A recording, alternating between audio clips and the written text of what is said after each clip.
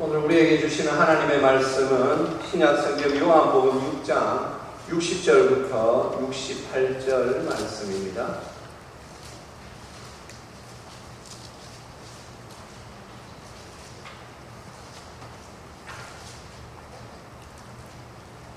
네, 저와 우리 성도님들 한 절씩 받들어 읽겠습니다. 제자 중 여럿이 듣고 말하되 이 말씀은 어렵도다.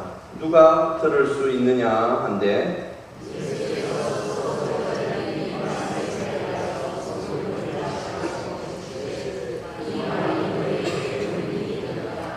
그러면 너희는 인자가 이전에 있던 곳으로 올라가는 것을 본다면 어떻게 하겠느냐?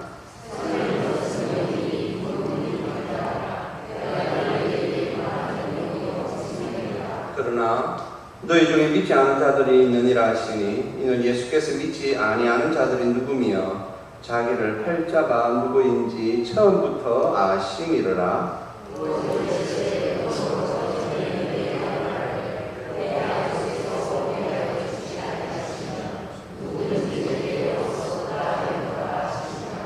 그때부터 그의 제자 중에서 많은 사람이 떠나가고 다시 그와 함께 다니지 아니하더라. 시몬 베드로가 대답하되 주여 영생의 말씀이 주께 있사오니 우리가 누구에게로 가오리이까? 우리가 주는 하나님의 거룩하신 자이신 줄 믿고 알아사옵나이다. 아멘. 기도하겠습니다. 하나님 아버지 은혜 감사합니다. 오늘도 저희들이 복된 주일에 하나님 앞에 모여 예배하게 하시니 감사합니다. 특별히 이 시간 주님의 말씀을 듣고자 합니다. 말씀의 영이신 성령님 우리 가운데 임하여 주셔서 우리의 영을 감동시키셔서 주님의 길로 인도하시고 주님의 뜻 가운데로 저희들을 이끌어 주시옵소서. 감사드리오며 우리 주 예수 그리스도의 이름으로 기도합니다. 아멘. 성도님들, 세상에는 많은 사람들이 지혜를 논합니다. 이것이 이래 하는 것이 지혜롭고 이렇게 하는 것이 지혜롭다. 그래서 보면 간혹 하나님을 믿지 않는 사람들 가운데에서도 지혜의 말을 많이 이렇게 쏟아내는 분들이 있습니다. 우리 이 세계 역사 가운데에서 말이죠. 많은 분들이 우리와 신앙은 같지 않지만은 그래도 참 이 지혜자의 모습을 보여주신 분들이 많이 있지요. 우리가 그런 것들까지 우리가 거부할 수는 없지요. 사람은 말을 잘 들어야 한다. 그런 말이 요즘 많이 들립니다. 그렇죠. 누군가의 말에 귀를 기울일 수 있는 것, 그것이 이 시대에 또 좋은 지혜가 아닌가 생각합니다. 말뿐만 아니라 경고도 여기에 포함됩니다. 성도님들, 오늘 여기 앉아 계신 분들은 거의 해당되지 않지만은 우리나라에 한 번씩 우리를 깜짝깜짝 놀라게 하는 광고들이 등장합니다. 바로 담배에 관한 경고입니다. 우리나라가 2019년입니까? 언젠가부터 담배의 노골적인 굉장히 충격적인 광고 문구를 법적으로 실도록 해놨습니다. 그래서 보면 해마다 담배를 파는 곳에서 굉장히 강력한 경고의 문구를 거기에 지금 사진과 함께 싣고 있습니다. 담배를 피우면 폐암의 위험이 최대 26배입니다. 담배를 피우면 구강암이 최대 10배 더 걸릴 수 있습니다. 심장병 사망이 최대 4배입니다. 뇌졸중에 노출될 수 있는 것이 최대 4배입니다. 흡연을 하면 기형아를 출산할 수 있습니다. 흡연을 하면 수명이 단축됩니다. 이런 류의 경고의 문구들이 실린 사진들이 있습니다. 실제로 말이죠. 폐암으로 죽어가는 사람들, 피부에 이상한 괴사가 일어나서 고생하고 있는 그런 사진들이 실리고 있지만 글쎄요. 그런 경고가 얼마만큼 효과가 있을는지 모르겠습니다. 한때 우리나라를 참 말이죠. 우리나라의 많은 사람들에게 웃음을 주었던 이제는 죽은 우리 고 이주일 씨라는 그분도 볼초로 유명했고, 그분이 마지막에 폐암에 걸려서 그가 담배 핀 거에 대하여서 그 후회를 하고 자기의 그 모습을 있는 그대로 사람들에게 보이며 담배를 끊어야 한다라고 그가 홍보하고 다녔지만, 그것에 대한 말이죠, 효과는 항상 의문입니다. 또한 우리가 여러 질환에 노출될 수 있지요. 성도님들, 우리나라 사람들은 참 고마운 병이다 라고 말하는 병들이 있습니다. 고맙다라는 것은 다른 의미가 아니라 그거 걸리면 바로 죽지 않고 관리만 잘하면 된다라는 의미에서 그 병이 고맙다라고 말하는 것 같습니다. 고혈압이나 당뇨에 이렇게 막 힘겨워하는 분들이 있습니다. 그분들에게는 항상 주의를 줍니다. 고혈압 환자, 제가 고혈압에 대해서 자세히 잘 모르지만은 아는 게 있지요. 매일 약을 드셔야 합니다. 약을 빠뜨리면 안 됩니다. 그리고 또 당뇨로 인하여 고생하는 분들이 많습니다. 그분들은 조금 더 이 삶에서 말이죠, 음식에 대한 제약 또한 함께 있지요. 그런 걸 무시하는 분들이 간혹 있습니다. 자기는 막 그 정도는 이겨낼 수 있다라는 것이지요.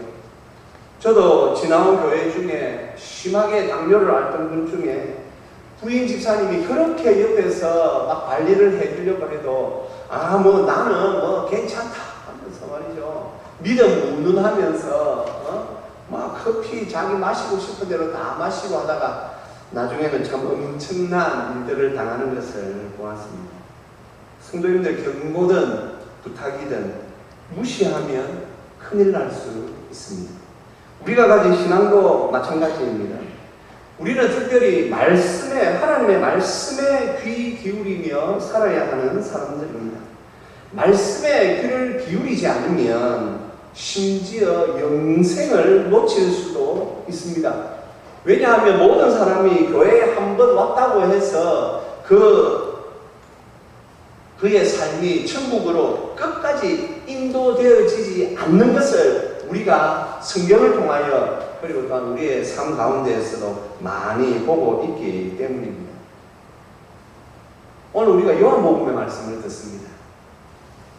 사도 요한이 기록한 성경입니다. 사도 요한은 신학자들 사이에서 굉장히 이 신학적인 이 수준을 가지고 있는 분으로, 그가 기록한 요한복음은 다른 이 공간복음, 마태, 마가, 누가복음과 비교해 봤을 때에 굉장히 신학적으로 우리의 신앙에 대하여서 깊이 있는 그런 서신을 복음서를 남긴 분입니다. 오늘도 그래서 이 요한복음 6장에는 만만치 않는 말씀들이 있습니다. 오늘 우리가 60절부터 말씀을 듣는데요. 그 앞에 보면 52절부터 59절까지 소위 생명의 떡 교훈이 나옵니다. 우리 주님께서 이렇게 말씀하신 것입니다. 6장 53절입니다. 말씀 한번 올려봐 주세요. 예수께서 이르시되 내가 진실로 너희에게 이르노니 인자의 살을 먹지 아니하고 인자의 피를 마시지 아니하면 너희 속에 생명이 없느니라. 우리 주님께서 이 말씀을 하셨습니다. 그리고 나는 생명의 떡이다 라고 말씀하셨습니다. 성도님들, 이 말씀이 얼마나 우리가 받아들이기에 이해되지 않는 그런 말씀 중에 하나 아닙니까? 그 당시 많은 제자들이 예수님을 따라다녔습니다. 그리고 이 말씀을 그들이 들었습니다. 그들 도무지 이해가 되지는 않습니다. 그러나 조금만 그들이 생각을 해보면, 오늘 우리 주님께서 살을 먹고 피를 마신다고 하는 이 살과 피에 대한 그들의 의식은 분명히 그들이 알고 있는 것이 있습니다. 이스라엘 사람들 히브리적인 어법에 의하면 이 살과 피는 전인을 말합니다. 전인격을 말할 때 살과 피다 그렇게 말합니다. 그리고 우리 한국 사람들은 이 말씀을 좀 이해하기가 더 어렵지요. 그러나 이스라엘 사람들은 어려서부터 그들이 살과 피다라고 할 때 그 의미가 무엇인지 분명히 알았습니다. 문제는 무엇입니까? 전인적으로 예수님을 영접해야 한다라는 이 말씀이지요. 전인적으로 우리의 인격까지 다 하여서 우리의 몸과 마음과 뜻과 우리의 모든 것을 다 하여서 온전히 믿음으로 살아야 한다라는 말씀이 바로 오늘 우리 주님의 인자의 살을 먹지 아니하고 인자의 피를 마시지 아니하면 너희 속에 생명이 없다라는 말씀의 의미인 것입니다. 이스라엘 사람들은 이 말씀의 의미를 잘 알았습니다. 우리는 누군가가 이 말씀을 풀이해 주지 아니하면 조금 이해하기 어려운 말씀이지만 그 당시 맨 처음 이 말씀을 들었던 이스라엘 사람들은 이 말씀이 어떤 의미인지 다 알았단 말이에요. 문제는 무엇입니까? 그들이 지금 예수님을 온전히 따르고 싶지 않다라는 것입니다. 오늘 그래서 60절에서 이렇게 말씀이 시작되는 것입니다. 60절에 보시면요, 제자 중 여럿이 듣고 말하되 이 말씀은 어렵도다. 누가 들을 수 있느냐? 성도님, 이 말씀의 의미는 이러합니다. 야, 어떻게 우리가 믿음만 가지고 살 수 있느냐? 우리가 어떻게 이 예수님만 믿는다고 이 믿음에 우리 모든 것을 걸고 살 수 있느냐? 어떻게 예수님 믿는 것에 나의 모든 인격과 모든 것을 다 내려놓을 수 있느냐? 바로 이 의미인 것입니다.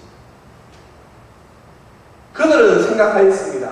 아, 이 예수님을 따라다니면 먹을 것도 좀 해결되고, 지금 이 현대의 많은 사람들이 교회에 모이는 이유 중에 하나는 아, 예수님 믿으니까 참 좋다, 편안하다.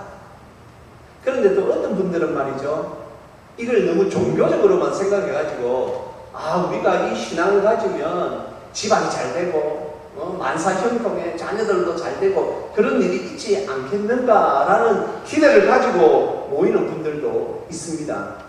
네, 그 기대가 잘못된 건 아니지요. 왜냐하면 하나님의 은혜 가운데 그런 복들도 있기 때문입니다. 제자 중 여럿이 듣고 60절에 분명히 말이죠. 그 당시 많은 사람들 가운데 사람들 여럿이 듣고 말하되라고 하지 않고 오늘 사도 요한은 분명히 제자 중이에요.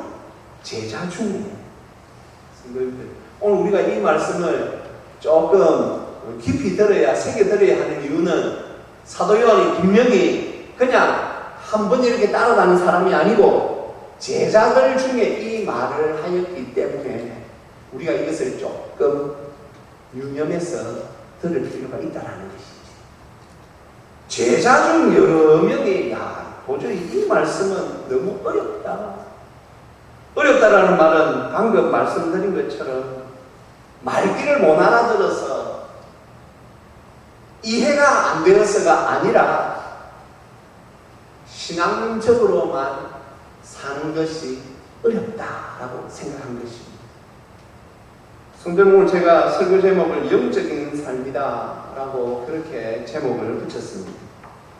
우리는 하나님 앞에서 영적으로 사는 사람들입니다. 왜냐하면 우리는 예수님을 만난 사람들이기 때문입니다. 요한복음 1장에서 우리 주님께서 이렇게 말씀하십니다. 영접하는 자, 곧 그 이름을 믿는 자들에게는 하나님의 자녀가 되는 권세를 주신다라고 하셨습니다. 요한복음 3장에 보면 니고데모라고 하는 그 당시 백성 지도자가 찾아왔습니다. 그가 예수님의 복음에 관심이 있었습니다. 그가 어떻게 하면 천국에 갈 수 있을까를 고민하며 주님 앞에 말하자 우리 주님께서 사람이 거듭나지 아니하면 하나님 나라를 볼 수 없다라고 말씀하셨습니다. 거듭나다, 영적으로 다시 태어나는 것을 의미합니다. 보십시오. 굉장히 영적이지요. 그리고 우리 주님께서 요한복음 5장 24절에서는 내 말을 듣고 나 보내신 이를 믿는 자는 영생을 얻었고 심판에 이르지 아니하나니 사망에서 생명으로 옮겼느니라. 성도님, 우리는 이런 이제 이 단순히 육에 매여서 사는 사람들이 아니고 사망에서 생명으로 옮겨진, 그래서 이제 영적인 삶을 살아야 하는 사람들입니다. 누구나 지금의 이때를 말세라고 생각하고, 누구나 지금의 이때를 말세라고 말하는데, 우리 머릿속에도 야, 지금은 말세야. 제가 한번 여쭤보겠습니다. 오늘 여기 계신 분들 중에 나는 지금이 말세라고 생각하지 않는 분은 있으면 한번 손 한번 들어봐 주십시오. 예. 내가 생각할 때 지금 말세가 아닌데 왜 목사님은 말세라고 말씀하십니까? 하는 분 있으면 뭐 손 한번 들어봐 주십시오. 개인적인 의견이니까 괜찮습니다. 성도님들 누구나 다 지금의 이 상황들을 보면 전쟁과 기근과 홍수와 가뭄과 이해되지 않는 여름의 온도 변화, 겨울의 온도 변화, 이 모든 것을 통하여서 지금이 마지막 때인 것을 안다라고 우리가 머리는 말하는데, 우리의 삶은 영적인 것을 거부하려고 합니다. 왜냐하면 우리는 아직까지 죄악된 육신을 입고 있기 때문입니다. 그래서 이 땅의 삶은 치열합니다. 오늘도 그래서 이 제자들 중에 주님께서 너희들이 전인격적으로 너희들이 영적인 삶의 모든 것을 다 걸고 살아야 한다. 왜 그렇습니까? 성도님들, 우리는 이 땅에서 사는 삶이 100년도 되지 않습니다. 주위에서 여러분들이 지금껏 보신 분들 중에 100살 넘게 사신 분들이 몇 명 있는가 한번 보십시오. 사실 저 가까이에서는 100살 넘어 사신 분이 한 명도 없습니다. 대부분 다 100년을 살지 못합니다. 100년 뒤에는 영원한 세상이 우리를 기다리고 있습니다. 천국, 지옥 둘 중에 하나입니다. 사람들은 애써 스스로 나는 천국도 가기 싫고 지옥도 가기 싫어 그렇게 말합니다. 그건 자기 생각입니다. 우리 마음대로 되는 것이 아닙니다. 이 세상은 우리 마음대로 되는 것이 아닙니다. 그래서 오늘 주님께서 말씀하시는 것입니다. 제자들을 불러서 제자들과 함께 그들을 계속 말씀으로 믿음을 세워주셨던 것입니다. 그런데 제자들마저도 믿음으로만 사는 것은 쉽지 않다라고 생각하였고, 그들이 지금 그 말씀에 걸려 넘어진 것입니다. 오늘 혹 이 자리에 계신 분들 가운데 오늘 우리 주님께서 61절의 마지막 부분에서 이렇게 말씀하시지요. 이르시되 이 말이 너희에게 걸림이 되느냐? 성도님들, 혹시 오늘 제가 지금 하고 있는 이 설교의 내용이 여러분들에게 걸림이 되고 있습니까? 걸림이 된다면 아직까지 은혜가 충분히 있는 것입니다. 문제는 이 걸림조차도 없는 것이지. 이 말씀이 걸림이 된다면 성도님들 조금 더 말씀에 집중하십시오. 하나님께서 여러분들에게 지금 하나님의 뜻을 말씀하고 있는 것입니다. 최 목사에게 능력이 있는 것이 아니고 하나님께서 저를 통하여 여러분들에게 지금 말씀하고 있는 것입니다. 여러분의 삶이 지금 어떠하십니까? 여러분들은 지금 삶이 영적입니까? 여러분의 삶은 영적인 삶이 지금 잘 이루어지고 있습니까? 신앙적으로 여러분의 지금 삶 가운데에서 신앙적인 색채가 어떠하십니까? 주위에 계신 분들이 여러분들이 교회 다니고 있는 것과 여러분들이 신실한 그리스도인인 것을 알고 있습니까? 여러분의 삶 가운데에서 지금 이 신앙적인 것에 여러분의 이 시간이 얼마만큼 지금 사용되고 있습니까? 한번 잘 보셔야 됩니다. 왜냐하면 자칫 잘못하면 걸려 넘어지기 때문입니다. 많은 사람들이 우리 기독교 예수님 오신 후 2000년 역사 속에서 많은 사람들이 교회 왔다. 그들이 스스로 걸려 넘어져 신앙을 포기한 예들이 많이 있습니다. 어떤 이들은 이렇게 말합니다.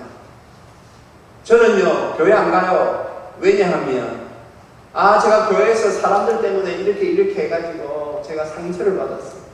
시험에 들었어요. 네, 그 사람들 때문에 교회 못 가겠어요.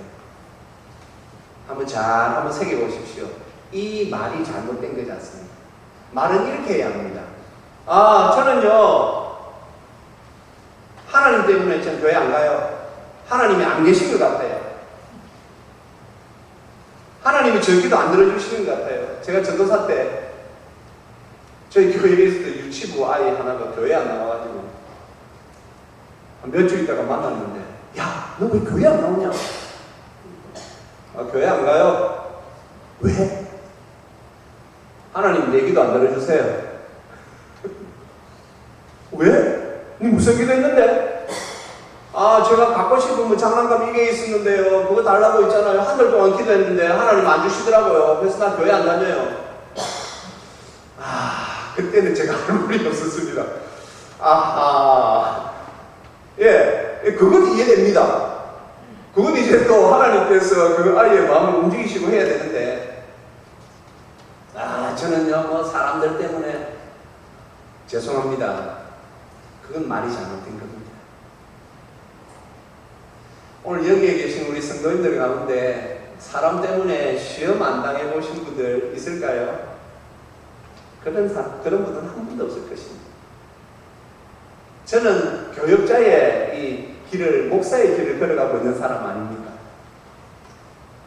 아마 우리 성도님들이 알면 깜짝 놀랄 많은 일들도 봤겠죠? 맞습니다. 들었습니다. 하지만 하나님이 살아계시기 때문에 하나님께서 저의 마음속을 이렇게 다스려 주시죠. 사람 아니다. 지금 이 코로나가 거의 끝난 이 시점에서 한국교회가 지금 말이죠, 굉장히 힘겨워하고 있는 것 중에 하나가 예배 아닙니까? 많은 사람들이 코로나 때 온라인 예배하니까 좋더라. 그런데 또 저는 이런 이야기를 들었습니다. 제가 아는 분은 있잖아요. 그분은 좀 건강이 안 좋으세요. 그래서 조금 너무 이렇게 심하고 할 때는 할 수 없이 집에서 온라인 예배를 이렇게 하는데 마음이 그렇게 불편하답니다. 내가 그래서 할 수만 있으면 내가 나가야 되는데 하면서 마음이 그리 불편하대요. 그게 정상 아닙니까? 그게 바로 영적인 것이죠. 그런데 옳다분이 이 온라인 예배 좋다 이거 그러면서 좋다고 지금 말이죠 있는 분들이 아직도 많이 있습니다. 성도님들 맨 처음 코로나가 시작할 때 대구 같은 곳에는 신천지가 휘졌지 않습니까? 대구에는 아직도 교회가 회복되지 않는 교회가 얼마나 많은지 모릅니다. 왜냐하면 그때 교회를 빠져나가가지고는 돌아오지 않는다는 것이지요. 사랑하는 성도님들, 오늘 그래서 이 제자들 중에 이 말씀은 어렵도다, 누가 들을 수 있으라 하는 이 말은 지금도 재현되고 있는 말씀인 것입니다. 그래서 오늘 제가 우리 성도님들께 여쭤보는 것이죠. 우리 성도님들 지금 삶이 어떠하신가? 바쁘시지요? 또 삶이 힘드시지요? 하지만 우리가 놓쳐서는 안 되는 것은 바로 신앙 아닙니까? 왜냐하면 이 신앙이 우리의 모든 것이기 때문입니다.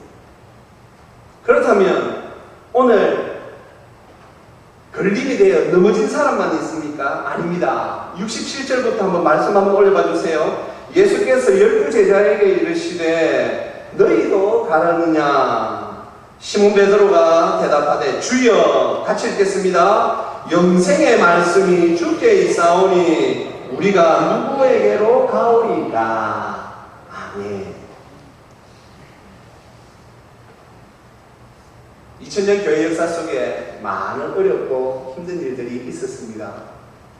많은 사람들이 오늘 요한복음 6장에 나오는 여러 제자들처럼 걸려 넘어져 떠난 사람들도 많지만 오늘 베드로의 이 고백, 영생의 말씀이 주께 있사오니 우리가 누구에게로 가오리까, 이렇게 고백하며 교회를 묵묵히 지킨 성도들이 있었기에 지금까지 교회가 유지되고 있습니다.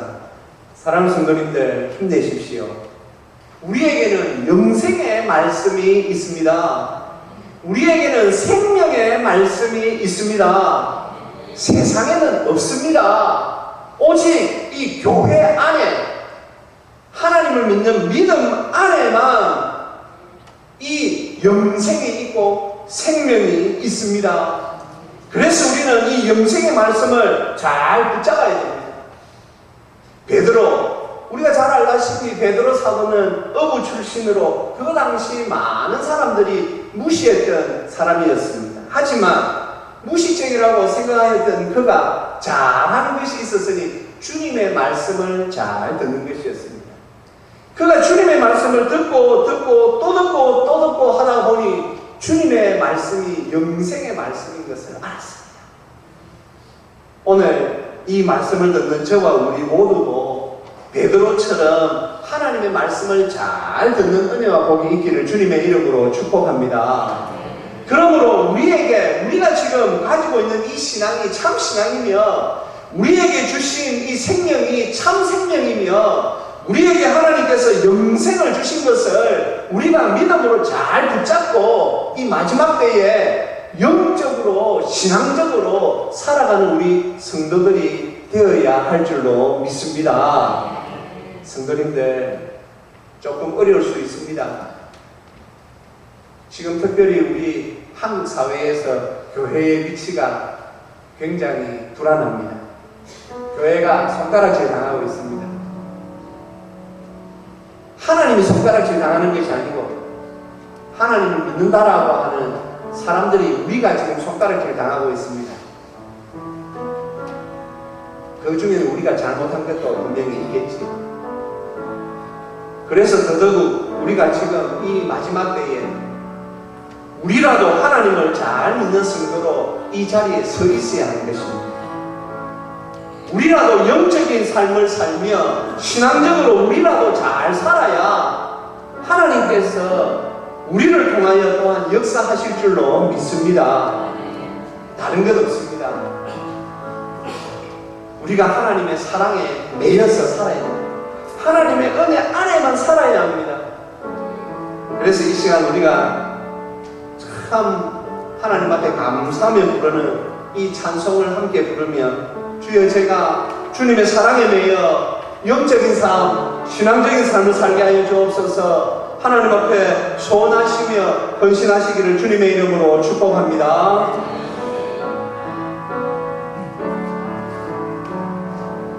오직 주의 사랑에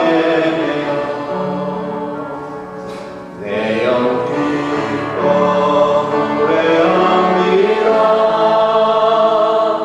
이 소망의 언덕 기쁨의 땅에서 주께 사랑을